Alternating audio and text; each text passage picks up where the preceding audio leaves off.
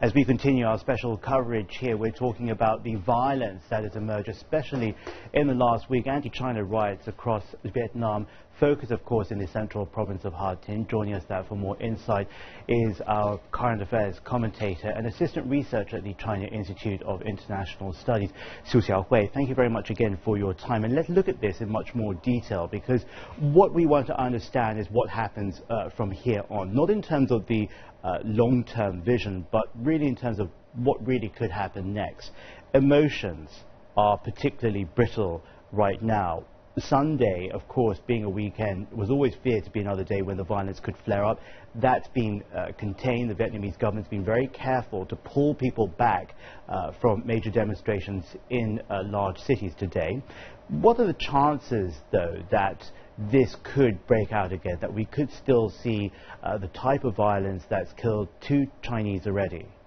Well, I agree with you that the situation is very fragile now. Even though we have witnessed some kind of calm or peace inside this country, there's a lot of things need to be done. But I want to say that there are some positive factors in the current situation. The first is that, as you mentioned, that the Vietnam government is addressing the problem. And I suppose the context is that with situation getting out of control, this government has realized the seriousness of the problem, and it began to work with the Chinese government to control the situation. So this is definitely some good news for the current problem. Another thing, from China's perspective, the Chinese government has been trying hard to work with our neighbor to protect our people, and we have witnessed some progress and some agreements between the two sides. The two sides has talked about how to work on in the future. And the last thing I need to mention is the opinion environment. This is also very important. Initially, the Western media utilized this event, the protest, to pressure on China. They stated that it was because China's energy exploration in the South China Sea that caused the current problem inside this country. But with the things going worse, they kind of tell the Vietnam government that if things going in the wrong direction, it will influence the government's reputation. It will have a negative impact on its development.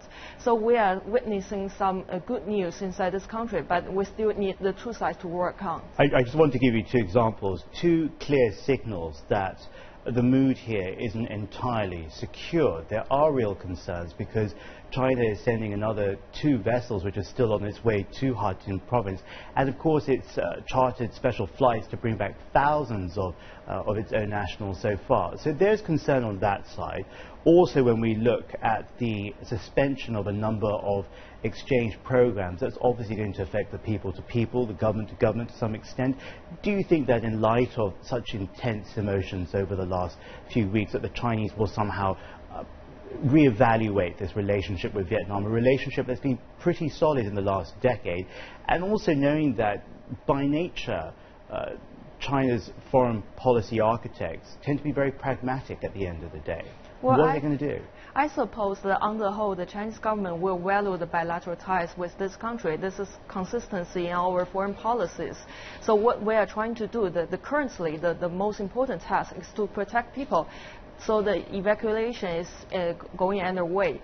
And the next step, I suppose the Chinese government will try to do is to make more communication with Vietnamese governments.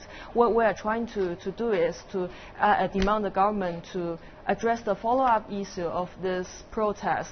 We will demand the government to punish the criminals, to pay compensation to Chinese civilians.